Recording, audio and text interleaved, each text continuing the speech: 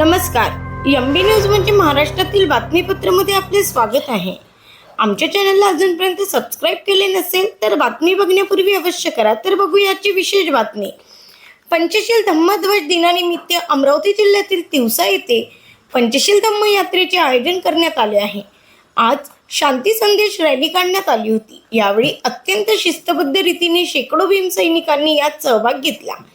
गेल्या 21 वर्षापासून तिवसा येथे पंचशील धम्म यात्रेचे आयोजन करण्यात येते. विदर्भात ही एकमेव यात्रा असून 6 ते 8 जानेवारी पर्यंत ही यात्रा भरते. डॉक्टर आंबेडकर सभागृहापासून या शांती संदेश रॅलीला सुरुवात करण्यात आली. यात शहरात रॅली काढण्यात आली. नंतर या रॅलीचे ठिकठिकाणी स्वागत करण्यात आले. यावेळी समता सैनिक दलाने मानवंदना दिली.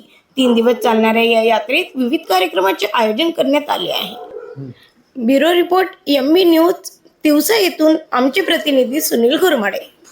आज 8 जानेवारी 2024 जागतिक बौद्ध धम्मध्वज दिनाच्या अनुषंगाने गेल्या 20 वर्षाच्या कालखंडामध्ये या आनंदवाडी तिवसा नगरीमध्ये पंचशील ध्वज दिनानिमित्त धम्मपरिषद आयोजित केल्या जाते. या धम्मपरिषदेसाठी समता सैनिक दल, लेझिम पथक, मेजर जे रिटायरमेंटशिप आहे हे सर्व लोक मोठ्या प्रमाणात आणि तद्वतच या तिवसा तालुक्यातूनच नव्हे तर अमरावती जिल्ह्यातून सर्व बौद्ध बांधव या ठिकाणी मोठ्या हजारोच्या संख्येने उपस्थित असतात. आणि धम्माचा जो प्रसार आणि प्रचाराचा भाग आहे हा परिवर्तनवादी विचारसरणीने या ठिकाणी केला जातो. या सर्व धम्मयात्रेचं धम्मपरिषदेचं नियोजन बौद्ध प्रचार प्रसार समिती तिवसा पंचशील धम्मयात्रा हे करत असते. सदस्य या ठिकाणी गण उपस्थित आहे. कमिटीचे सचिव आदरणीय सुदर्शन यावले, कोषाध्यक्ष आदरणीय मिलिंद यावले तथा सर्व कमिटी सदस्यगण